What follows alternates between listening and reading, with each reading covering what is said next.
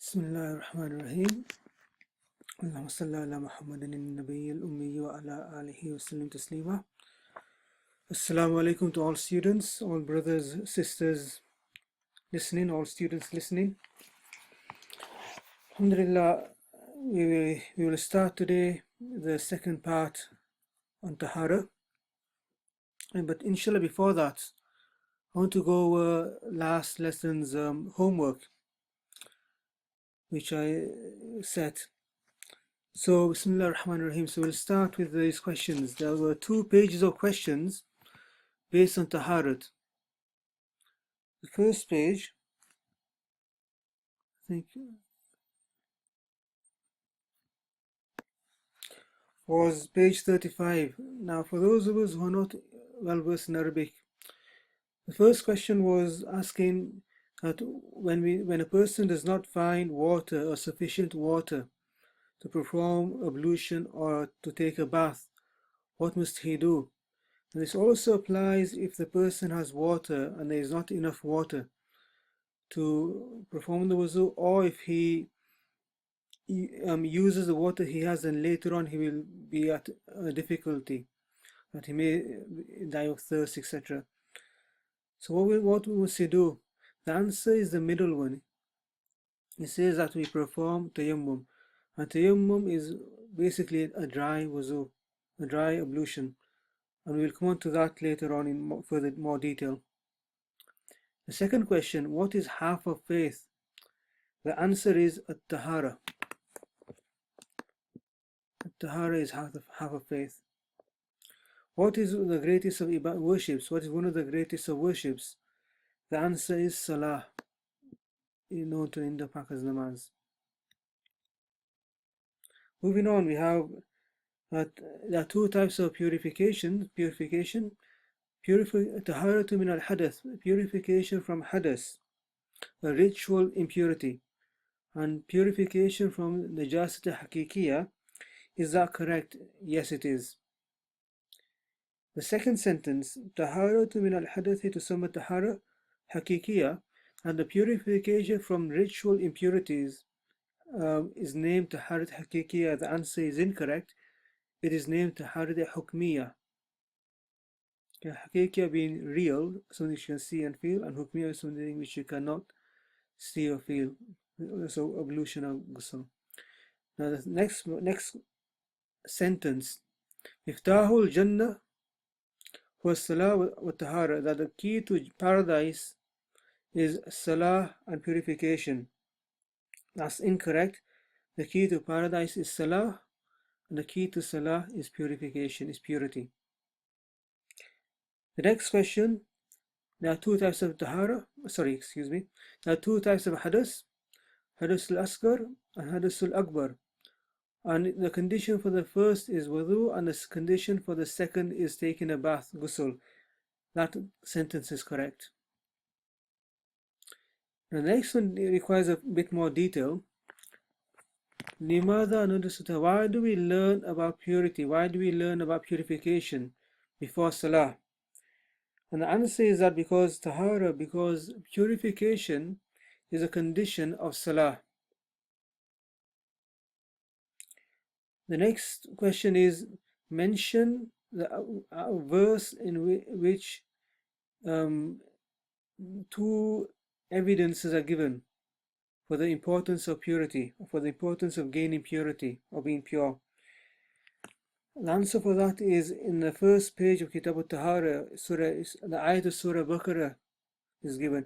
Inna Allah yuhibbu at-tawwabina wa yuhibbu al-mutatahhirin. And the second evidence from the hadith of Nabi sallallahu alayhi wasallam, which is narrated in Muslim, at-tuhuru shatrul iman, that purity is half of faith. Now moving on, page 40.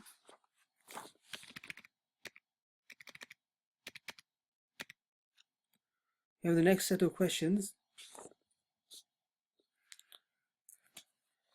Now the first question asks, mention 3 etiquettes which we need to adhere to before we enter or before we relieve ourselves. Okay, these answers should be found on page 36 onwards. From page 36 onwards. Any one of them will do. The first one is that we must hide ourselves from the gaze of people. The second one could be that we choose a place which has soft ground or soft soil, or porous surface, so it absorbs the droplets and sprinkles of urine. The third, it is disliked to urinate in a place where a person or somebody will take a ghusl, or where you yourself are taking a ghusl, or taking a bath or a shower. Especially when there is no place for the urine to go from. Okay, those are just three. Those are three which I mentioned. You may have mentioned the other ones. Now, the next question: Ma huwa du'a al-dukhul al-khala? What is the dua for entering the toilet or the washroom, and the dua for leaving the washroom? Again, this dua is for entering is Allahumma inni a'udhu bika min al-khubuthi wal-khaba'ith. And the dua for leaving is Allah Ghufranak alhamdulillah alladhi adhhaba anni al-adha wa afani. Now, when the third one is, when must a person recite these duas? It is before we enter the washroom, we read the first dua, and the second dua is after we have left the washroom. If a person is in a jungle or open land, he will read it before he has opened his aura, his satar, and after he has finished relieving himself and he has covered his satar. Yeah. Now, when is istinja wajib and when is it sunnat? Answer for this, for those of you who looked, will be on page 39. One page before the page of, one page above here. Okay. So page 39. But istinja is wajib when impurity has spread from the place where it has exited from. And it is sunnat al-maqida when the impurity has not spread. Okay. Now, istinja, which means that you still perform istinja, you still perform the act of purification, but should you use the stones or dry earth, or do you use water as well? Okay. And the next part here states, what are the objects which somebody is allowed to use for purification? The answer is dry earth, stone, or anything which is not of value, toilet tissues, water. Okay, or so any of those items will do. And to further add to that, in this day and age, they'll use shower hoses, etc. It's the same thing as water. Now, the last part of this section is mention what is istinja and istibra. Istinja is the act of purifying yourself after relieving yourself, and istibra is to make sure the area in which the impurity was inside the body is empty from droplets of urine or any feces, etc., or any stool, etc. So that I mentioned in the previous lesson, so we're not going to detail again in that. Now the next part is choose the right answers for the above from the answers given in brackets. Istinja is disliked with which hand? The right hand, the left hand, or with stone? It is disliked to perform istinja with the right hand, bil-yad al-yumna, this first one. Okay. The next part is, it is permissible to perform istinja with every object which is clean and has no value, under the condition that it cleans up the najasat, it cleans up the impurity, or it does away with the impurity. And the last section for this is concentrating the questions which are coming and state whether these statements are true or false. And if they are false or they're incorrect, then to make corrections. To face the Qibla or to put your back towards the Qibla when you are relieving yourself is makruh tanzihi. The answer is false. It is makruh tahrimi. What is the etiquette to relieve oneself? From the etiquette to relieving oneself is not to mention any name of Allah and not to enter inside the washroom with any object which has the name of Allah or His Messenger sallallahu alaihi wasallam. Answer is true. The statement is true.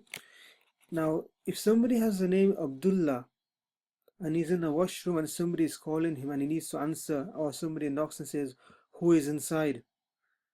Now, we might out of habit state Abdullah or Muhammad. At that time, it's better to just cough or to clear your throat. So, or if need be, and you can say your surname, providing your surname is something which is not within the Islamic kitab, such as it could be Karolia, it could be Patel, it could be something else from around the world, which is not within the same realm as saying Allah or Prophet Prophet's name, which is so. The next statement: when a person has finished relieving himself, he leaves with his left foot, then he says the dua which begins with Ghufranak. That is correct. That sentence is correct. The next statement: when the impurity has spread from the place where it has exited from, more than that of that which is of a dirham, and I mentioned in the previous lesson, I assume it might be that of a dime, American dime, a British 10p. Did you get the idea? That of a certain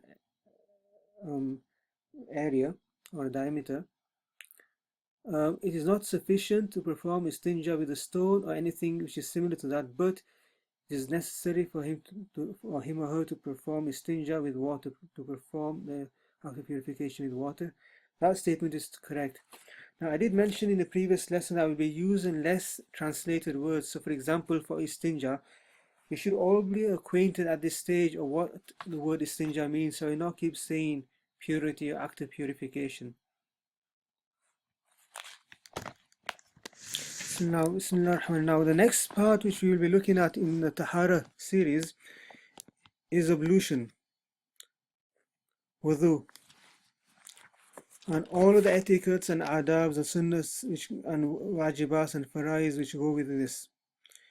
Now, Wudhu in linguistics, in logat, in the dictionary will mean al-husnu wal-nadafatu, goodness and cleanliness. In the Shariat linguistics, in the laws of Shariat, it means to wash and to wipe specific areas of the body, specific parts of the body, i.e., which means the face, the two arms, the head, and the feet, the 2 feet. Okay, washing these in a sequence and in a certain manner, that is called wudu in Shariat.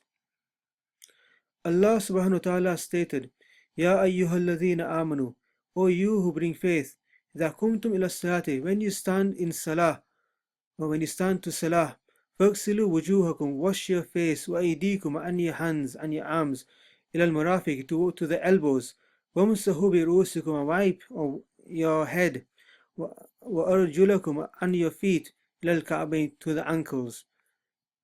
Surah Ma'idah, verse number 6. Nabi sallallahu alaihi wasallam has stated that Allah Ta'ala, He does not accept a salah. Excuse me. Okay, my apologies for that. The laptop gave me some problems there. That La yaqbalu Allah salata ahadikum idha ahdatha hatta yatawadda. Allah Ta'ala, He does not accept the salat of any one of you until he has not cleaned himself, until he has not when he has made himself impure, until he has performed wudu. Allah Ta'ala does not accept the salah of any one of you when he has made himself impure, until he has not performed wudu. Now, What does ablution entail? The arkanul wudu, or the parts of wudu, the categories of wudu, the laws pertaining to wudu. Now there are 4 obligations in wudu. There are 4 main things a person must do when he performs ablution. Firstly, he must wash his entire face, his or her entire face. And the entire face means from the earlobes from one earlobe to the other earlobe, and from his forehead, on top of his forehead, to below his chin area. Okay? Now, that is explained in detail further on. What does a person do when he has a thick beard, when he has a light beard, and so on. So we'll come to that later on. Number 2, he washes both arms, okay, from his fingertips up to and including his elbows. If you bend our forearm, okay, now the elbow is included within the forearm. So we make sure we wipe over the forearm and we do not leave that dry. Okay. And number 4, we wash both feet. Okay, from the toes up to the ankles and including the ankles. Okay, I emphasize that. Including the elbows and including the ankles of the feet. Okay, it's very, very important. If the ankles or the elbows are left dry, then the wudu is not completed in the Hanafi school of thought. Okay. Now here in the footnotes there's a point worth mentioning here. Number 1, that the difference between ghusl, washing, is that the water, it reaches that area and it drips, and masah means that you pass wet hands over that area, according to the most authentic explanations.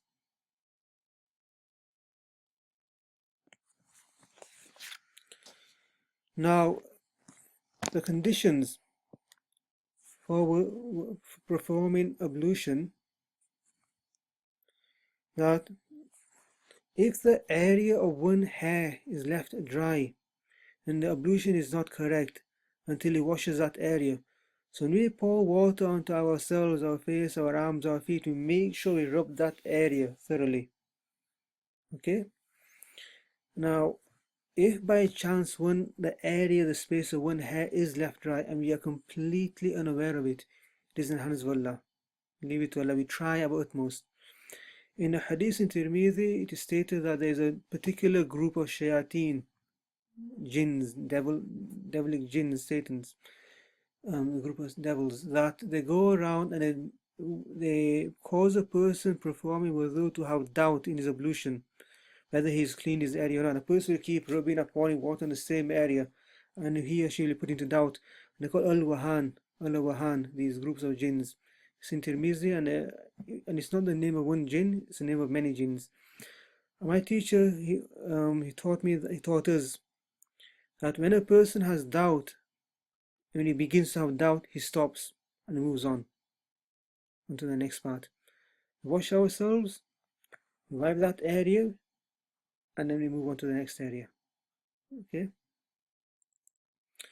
Now, if he finds anything or if he has applied anything to his body which prevents water from reaching the skin, such as wax or flour. If a person is working in a bakery or something and he has dry flour on his hands and it's dried and it becomes thick, and that prevents water from reaching his skin, and his wudu is not completed. The same applies to nail varnish.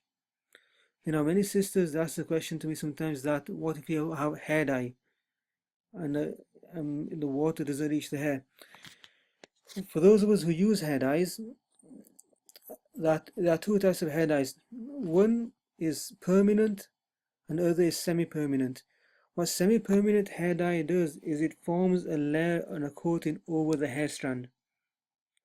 Okay, what permanent hair dye does is it goes into the hair and it becomes a hair. It goes into the hair. It doesn't make a coating over the hair. So with permanent hair dye, you can do wudu and ghusl because that is the hair. With semi-permanent hair dyes, because of the coating, it doesn't allow water to reach the hair strand. Same thing with nail varnish. And many nowadays, people, well, ladies generally, they tend to use what's known as henna tattoos or mehndi tattoos. The same rule applies that if they are waterproof and you perform wuzu, your wuzu is not counted. Okay, so you've got to be porous, you've got to be non-waterproof. Now, third, it is necessary to move a thick, tight ring. So, okay, which might prevent water from reaching the skin if it was not moved. So, if you're wearing a ring or jewelry of any form, sadly, I know many people have body modifications. Same rule applies. You have to move the piercings so the water reaches that area, especially if it's a ghusl you're doing for a ghusl.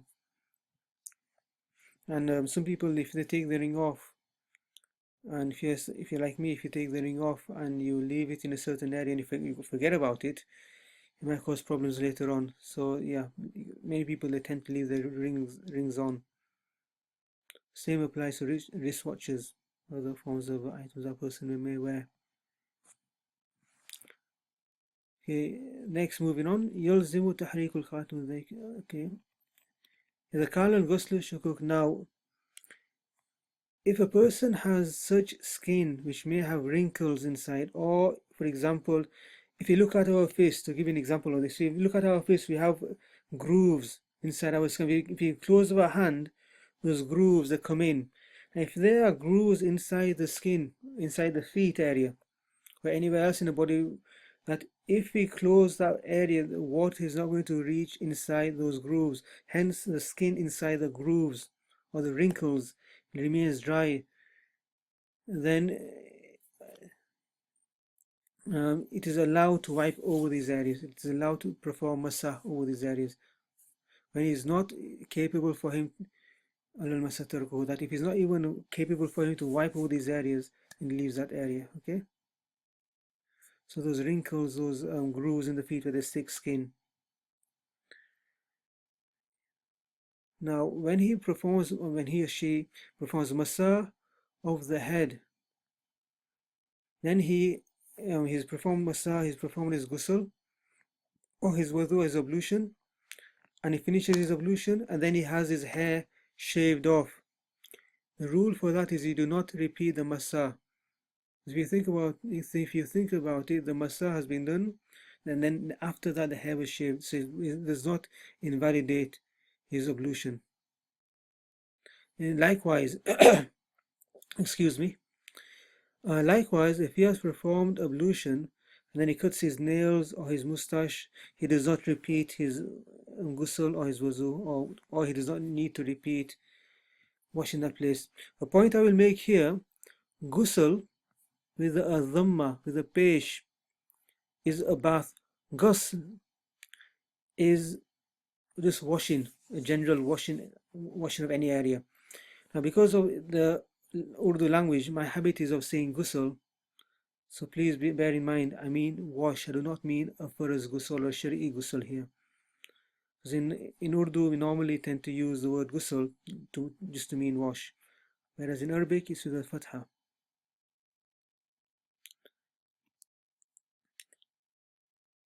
Now, the next part is that if there is anything which covers the face, such as a beard or a mustache or his eyebrows, what does a person do? Eyebrows, they cover the face, the skin of the face. Mustache will, a thick beard will. It is wajib to wash the visible area of the beard. When the beard is very, very thick. What that means is that the skin beneath the beard cannot be seen. That is what is deemed as a thick beard. A light beard is where the skin beneath can be seen, and there the person must wash the skin beneath the beard. And he can wash his eyebrows and his mustache likewise if the mustache is thick, and so on.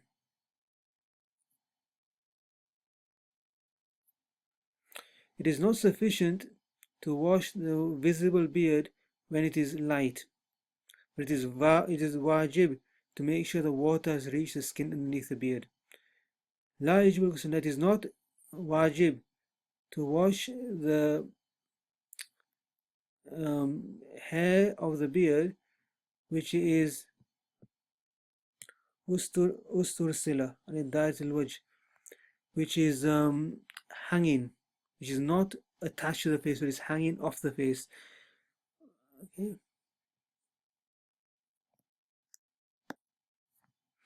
So in the same way, it is not wajib, it is not necessary to do masa over it, but it is sufficient to do khilal, to pass wet fingers through the beard. Now, a point to bear in mind here is that when a person has a thick beard, mashallah, the area between the beard and the earlobe still has to be washed, that skin area where the hair does not grow between the earlobes and between the beard. So you get the ear, you get a bit of skin, you get the beard, and then you get the cheekbones. So the area there must be wiped and washed as well. So there are 4 farais of wudu: to wash the entire face, to wash both arms, forearms, including the elbows, to perform a masa of a quarter of the head at least. A quarter of the head, that measurement is a measurement of 4 fingers. So if you put 4 fingers around, it'll make up 1 head. I can just imagine all of you doing that just now, that you're measuring your head with the 4 fingers, so it goes around. Okay, so something we're doing unanimously, I think. Now to wash both feet, including the ankles. Now next chapter are the sunnahs of ablution. Now I do urge brothers and sisters listening, students listening, that if there's an area which I have not covered in detail, or an area which is not recorded properly and you're not sure of what I've said, please ask myself, ask the other scholars on the website. Get Ilm Hub. Do not leave listening to the lesson and be in doubt or be that, what did he mean or what did he say? I am coming down with a sore throat, so my apologies for that. Now, the next chapter, it deals with the sunnahs of wudu. So you've covered the farais, now we talk about the sunnahs. The first one is to make the intention, okay, for ablution, that the ablution is to remove impurities, the ritual impurities, the impurity which cannot be seen, the hadath, and to perform salah or any other act of worship, or to perform the act of salah or any other worship. Second is to say Bismillah before wuzu. A person, he can say Bismillah, or he can say Bismillah walhamdulillah. Or it says in the footnotes, they say Bismillahir Rahmanir Rahim. Then he has fulfilled the sunnah. Thirdly, that he washes both hands up to his wrists at least 3 times in the beginning of wuzu. I say at least 3 times because sometimes a person has been working, his hands are quite muddy, or they've got other items on, Tipex or whitewash or something else on his, and he'll have to rub his hands thoroughly with soap and liquid and other things till they're completely clean and the impurity is off. Or if some sisters are wearing nail varnish, brothers, I hope you are not wearing nail varnish, and it might take more than 3 washes to wash nail varnish off, or to use nail varnish remover, etc., or acetone, other chemicals. So, okay, and he emphasizes the washing of those places. And he emphasized the washing of both of the hands when he has awakened from his sleep, and he washes both of them before he enters his hands into a bowl. Now what that would mean is that he'll use a bowl, he'll tilt the bowl over his hands, and he'll wash his right hand and his left hands, or he'll get a jug of water and he'll wash his hands before he enters his hands into a bowl of water to perform ablution. Okay, the fourth is miswak, and it's advisable to do this before a person begins his ablution, when he is gargling his mouth. And if he does not have a miswak, a toothstick, he will use his finger. He will use his right hand, the right finger, of his right hand that he uses in Shahada. And Nabi Sallallahu Alaihi Wasallam, he has emphasized this by saying, لولا أن أشك على أمتي لمرتهم بالسواك مع كل وضوء. If I did not want to put my ummah into difficulty, I would have ordered all of them to use a miswak before they perform ablution. Number 5, to gargle with water 3 times. And this is so that water, it reaches the mouth and the mouth is washed at least 3 times. That he cleans his nose and he sneezes out any impurities inside the nose. And he washes his nose 3 times. And to go into detail, that we use the right hand to pass water into the nose, and we push it in such a way that it at least goes up to the soft part of the nose, where the bone and the soft meat of the bone is, and the nose is, the soft bone of the nose is. It's not just superficially as to enter the nose.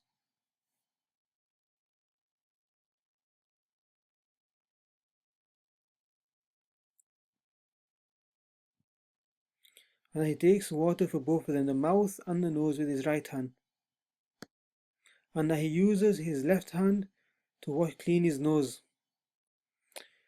There are 3 qualities of water. All 3 qualities a person will come to know when he performs ablution. First, we feel the water with our hands, the thickness of the water. And then we know the taste of the water, when you automatically wash our mouth. And then we will know the smell of the water. So all the color, smell and taste of the water we will know before we perform ablution. Color, obviously, by looking at it.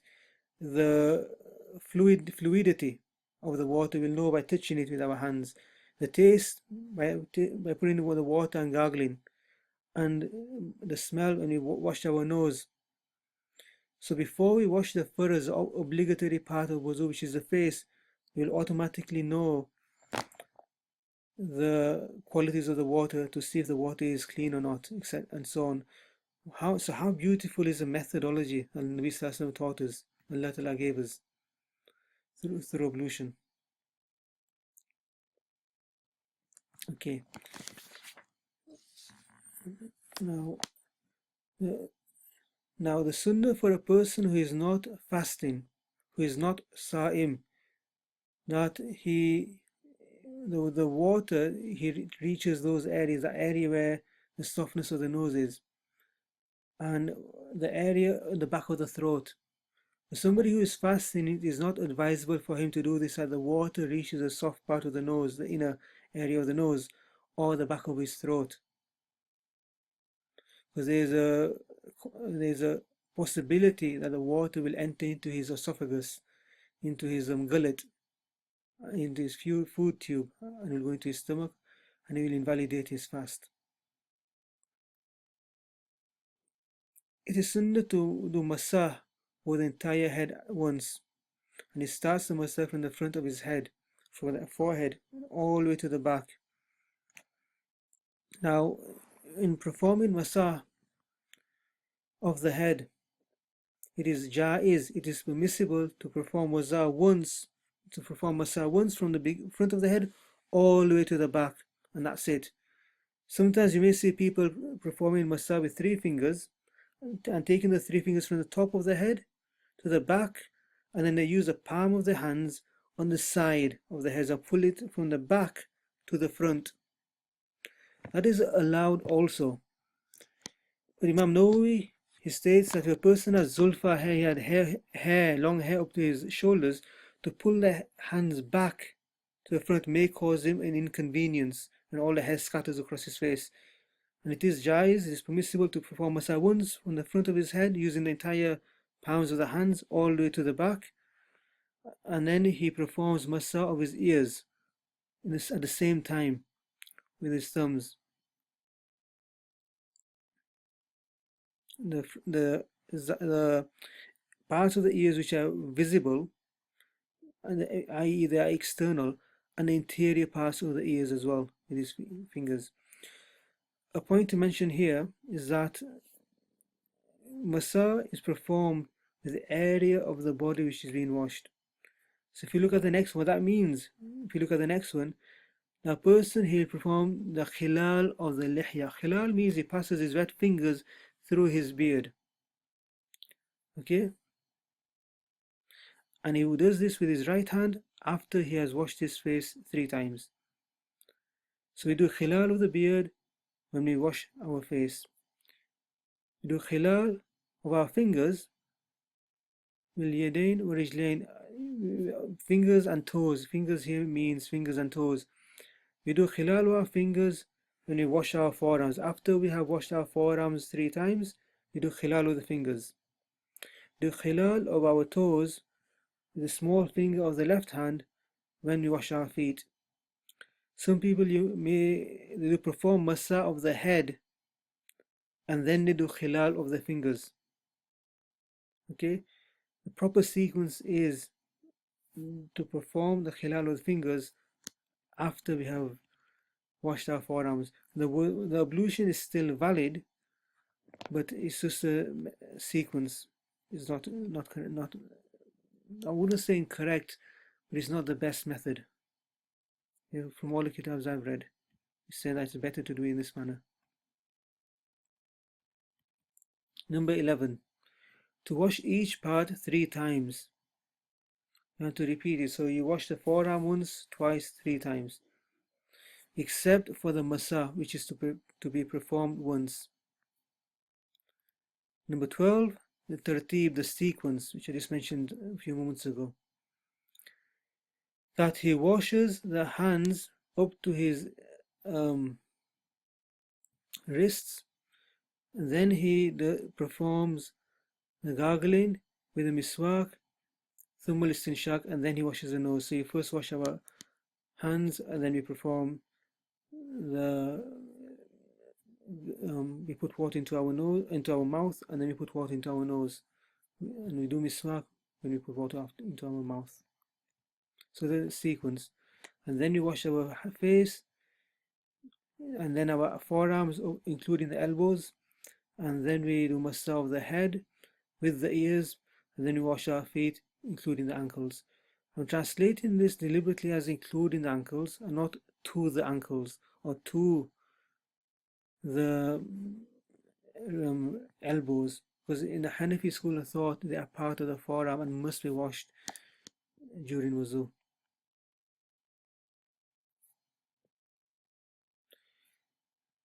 Now we start from the right hand side. We start from the right hand side and then the left, with the right foot and then the left foot.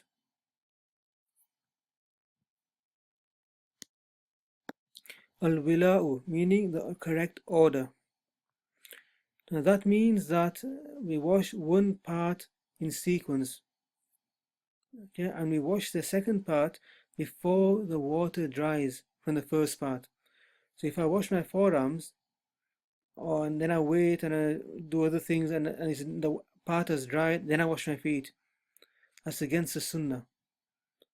Obviously in a hot climate it may be difficult. We try our utmost to do that. So we wash each part before the other one. So having established that in a hot climate we try our utmost to wash one part before the other part has dried, inshallah, it's possible. Number 15 is to rub the parts when we are washing those areas. So for example, the face, once we have put water and washed our face, we just slightly rub those areas. In the Sunan Abi Dawood, one of the hadith states, and he made sure that he used the palms of his hands and he rubbed the inside area of his eyes. When normally a person, they develop eye bags, that area. Likewise with our forearms, we rub our forearms. Now again I'll mention, we should not fall into doubt. We should not let shaitan put us into doubt. So a person, he may be rubbing, and 15-20 minutes go by and he realizes he needs to complete his wudu and read his namaz. So not to fall into doubt.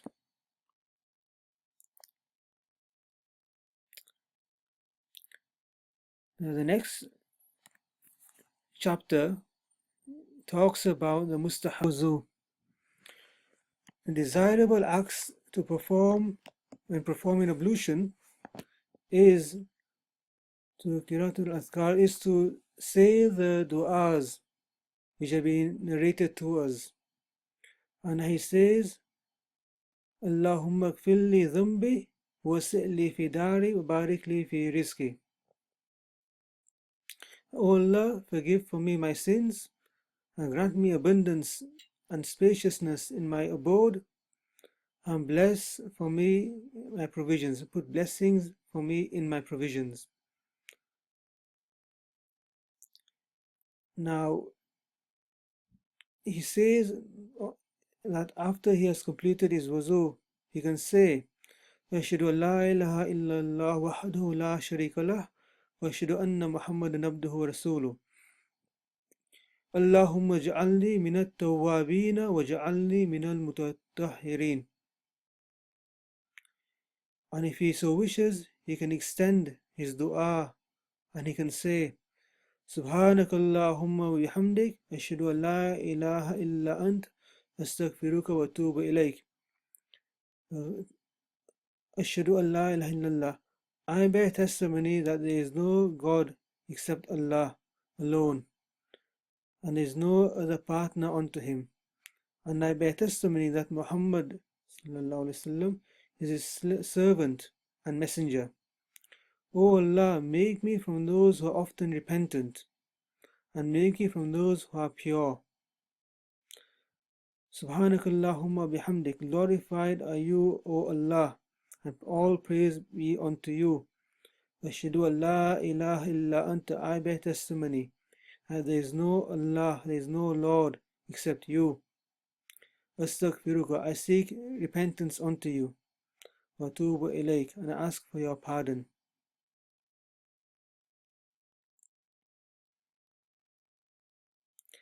Now, number 2,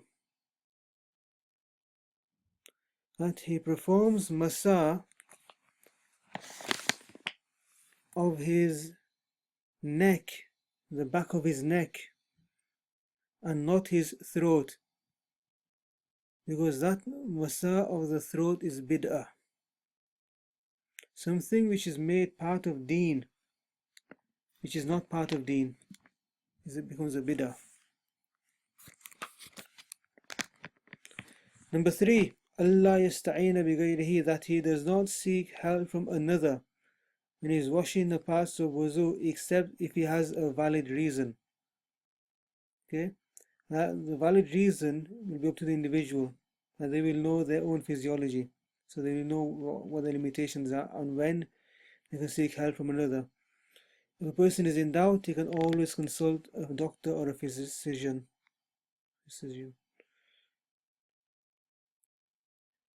Number 4, he does not talk to people except with a necessity.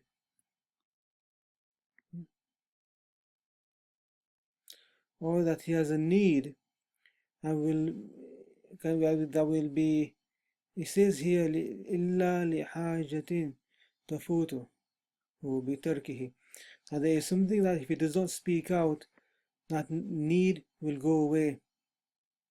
So if a person is performing wudu, and suddenly his phone rings, and it's a very important call, and it's halfway through his wudu, he may have to answer that phone call, or his business or something might go wrong, or he may have to indicate to a third person that, can you please answer that? I'll be with you in 2 minutes. So that can be understandable. Yeah, it's better to actually have a voice message recorded in case that happens. That he removes a ring which is loosely fitting. Yeah, as for a ring which is tightly fitted, it is necessary to move it around so the water reaches the places underneath it. And in the Hashia has given many beautiful references of where the du'as are from. The explanatory notes of Tirmizi are quite helpful also, where he gives you up to 4 different du'as. to read before and after performing wudu.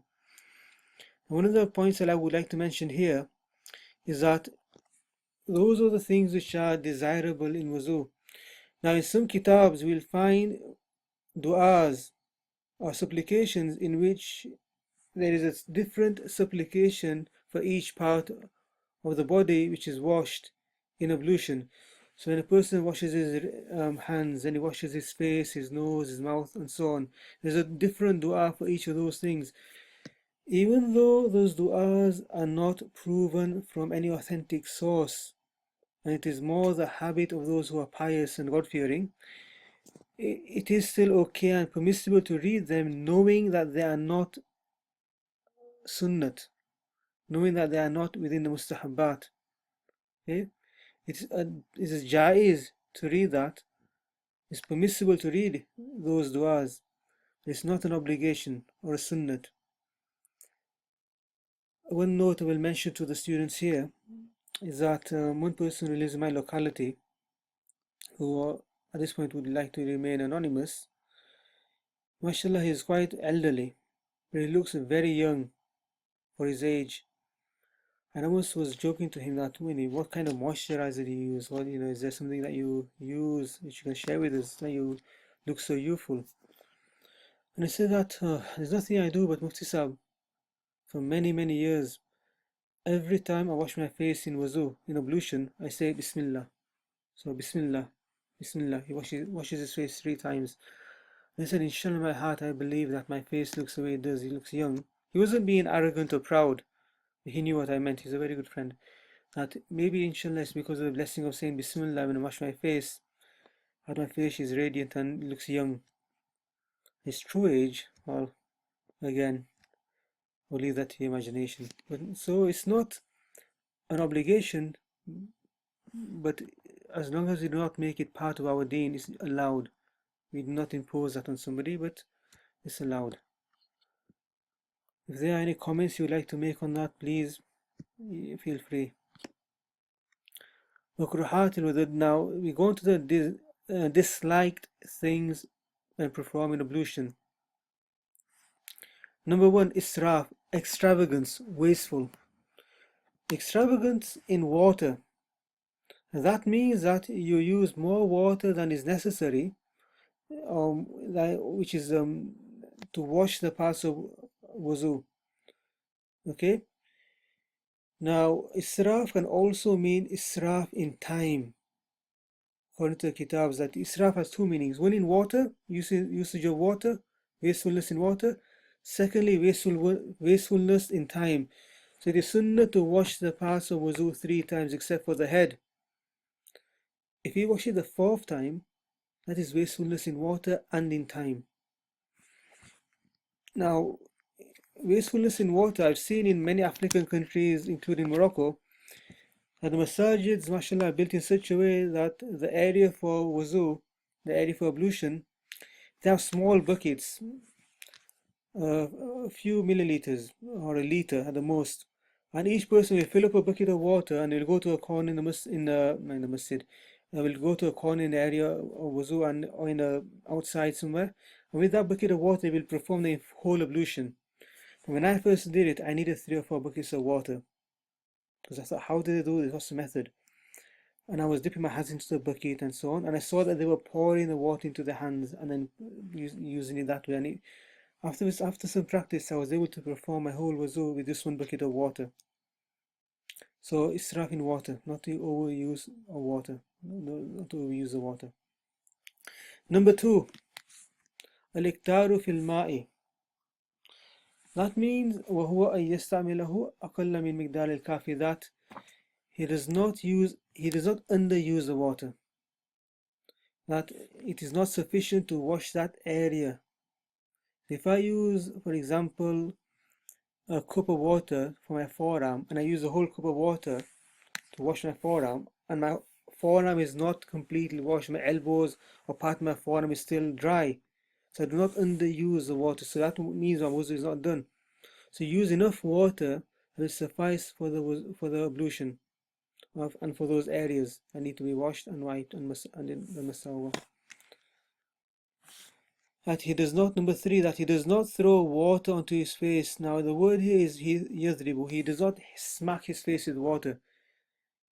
Firstly, because it will cause discomfort to the people behind him, and the droplets of water or splashes of water will go onto that person. Secondly, may not cover the whole of his face. When you throw water onto our face, only a part of the face is covered. It's a possibility. And likewise, the same goes for the other parts of wudu. He does not throw the water onto himself in a harsh manner. And number 4, that he does not do wudu with the leftover water of another person who has already used that water for his own ablution or for his own ghusl, or he has washed the parts of wudu, etc. Because the water which has been used for an ablution, though it is still pak, it is not pure to gain purity from. Okay? So to say that again, leftover water of wudu cannot be used to perform wudu again.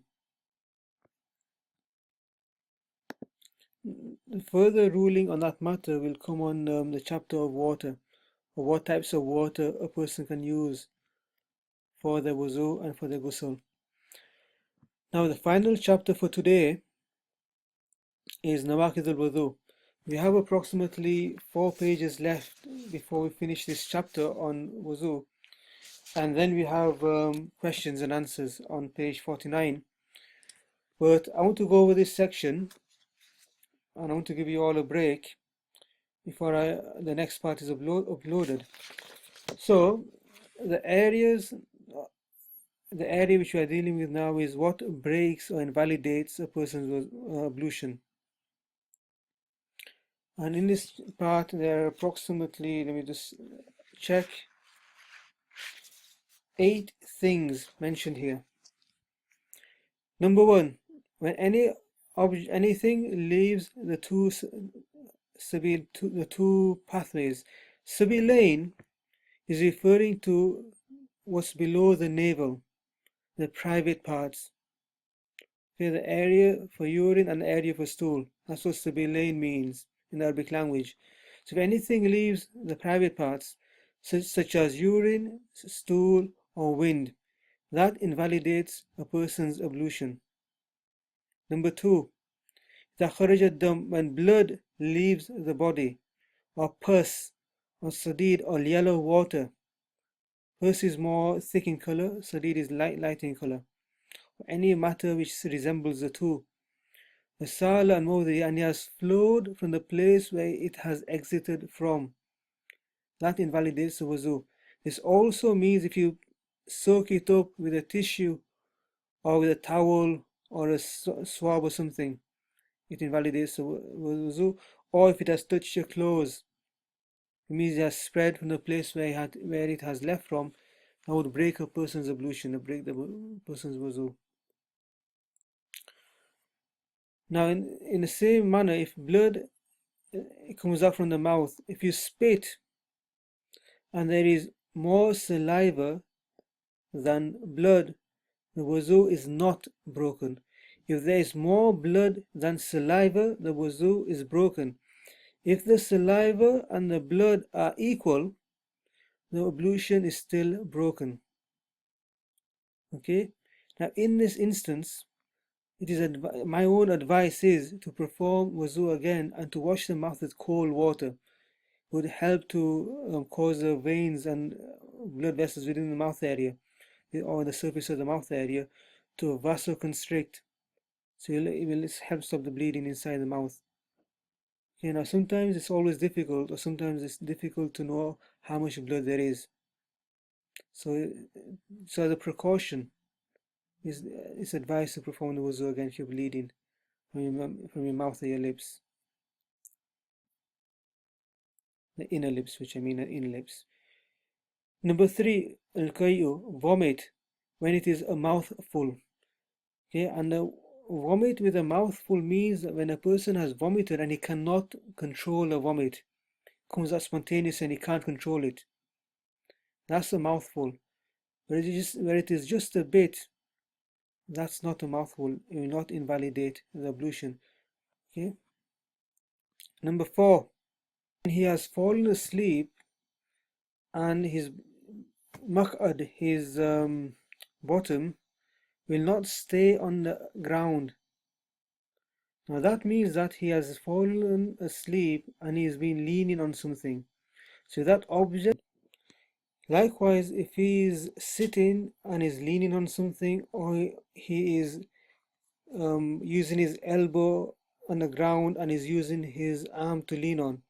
So if you're leaning on the ground, if you're lying down on the ground and you're leaning on your own fist, if you can imagine that position, somebody he puts his elbow on the ground and then he uses his fist as a pillow and he's sleeping in that position, his wuzu is broken. Or if he's leaning on an object and that object is moved away, his wuzu is broken. So any one of those categories, it will invalidate his wuzu.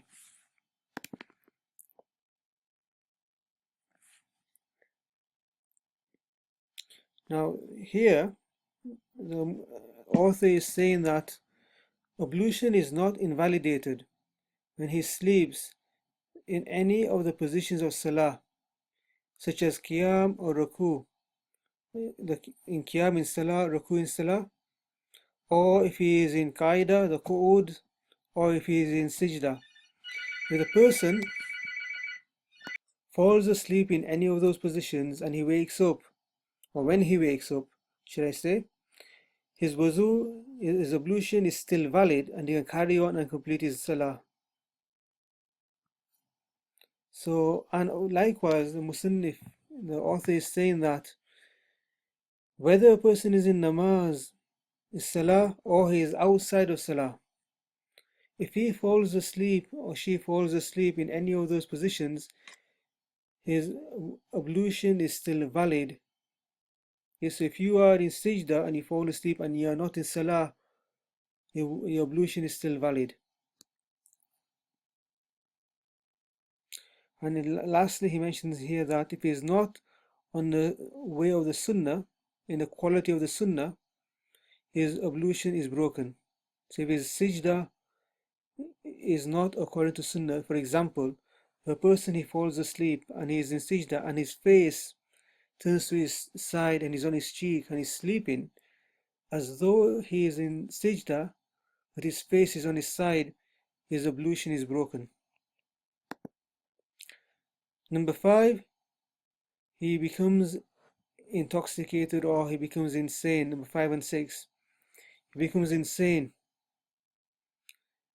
or he becomes intoxicated with something, a drug, an injection, some medication, anything which makes him lose his senses, lose his sense of where he is, who he is, his ablution is invalidated. Number 7 and number 8, after number 8, we'll have a break. That the person he laughs out loudly when he is in salah, whether it be in qiyam, ruku or sijda, if a person he laughs out loudly with sound, his ablution is invalidated. Okay.